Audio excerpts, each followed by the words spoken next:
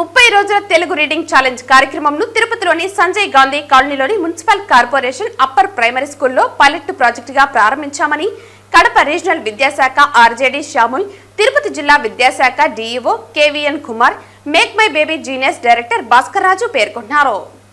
ఈ సందర్భంగా వీరు మాట్లాడుతూ 30 రోజులు తెలుగు రీడింగ్ ఛాలెంజ్ కార్యక్రమంను తిరుపతిలోని సంజయ్ గాంధీ కాలనీలోని మున్సిపల్ కార్పొరేషన్ అప్పర్ ప్రైమరీ స్కూల్లో పైలట్ ప్రాజెక్టుగా ప్రారంభించామని తెలిపారు. విద్యార్థులకు రీడింగ్ తో పాటు రైటింగ్ స్కిల్స్ కూడా అవసరమన్నారు. ప్రయోగాత్మకంగా డెమో క్లాసులు నిర్వహించామని పేర్కొన్నారు. ప్రైమరీ విద్యార్థులకు మరింత పరిజ్ఞానం అవసరమని, చదవటం రాయటం అనేది ప్రాథమిక అర్హత అన్నారు. బేసిక్ ఫౌండేషన్ పిల్లలకు అవసరమన్నారు. 70% మంది పిల్లలకు మాత్రమే స్కిల్స్ ఉన్నాయని, ఆ మిగిలిన 30% మందిలో కూడా స్కిల్స్ పెంపొందించడం కోసం కృషి చేస్తున్నామని తెలిపారు. మంచి ఫలితాలు రావడంతో రాష్ట్రంలోని అన్ని పాఠశాలల్లో కూడా ప్రారంభిస్తామన్నారు. నా పేరు ధనంజయ నాయుడు, నగరపాలక ప్రాథమికోన్నత పాఠశాల సంజయ్ గాంధీ కాలనీ తిరుపతి పాఠశాల ప్రధానోపాధ్యాయులు.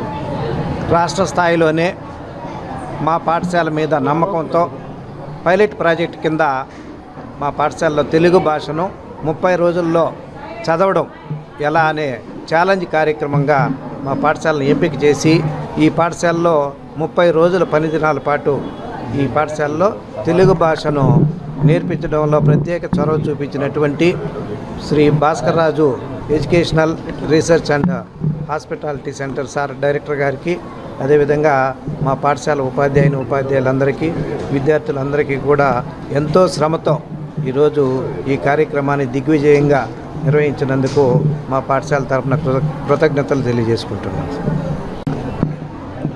ఈరోజు చాలా సంతోషంగా ఉంది.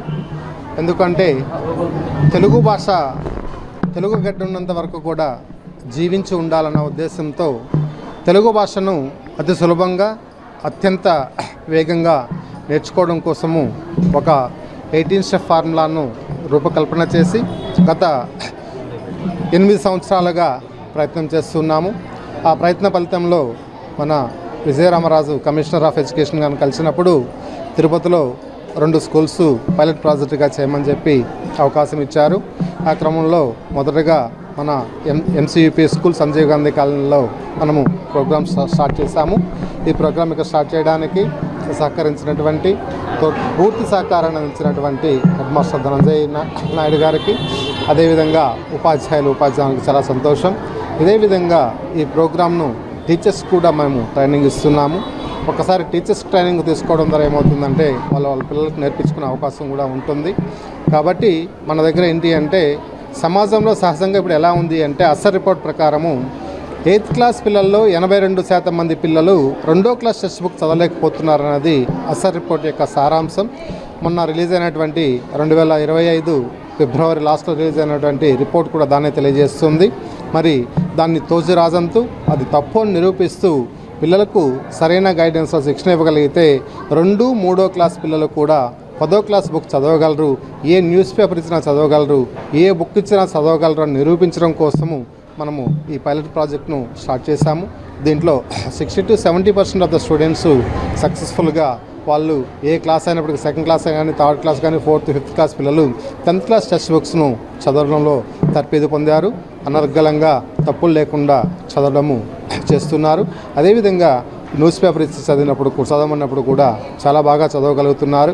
మరి ఇదే విధంగా రాష్ట్రంలో ఉన్నటువంటి అన్ని గవర్నమెంట్ స్కూల్స్లో కూడా అవకాశం కల్పించగలిగితే మేము చేయడానికి మా యొక్క educational hospital and research centre తరఫున చేయడానికి మేము సిద్ధంగా ఉన్నామని తెలియజేస్తూ ధన్యవాదాలు తెలియజేస్తున్నాం.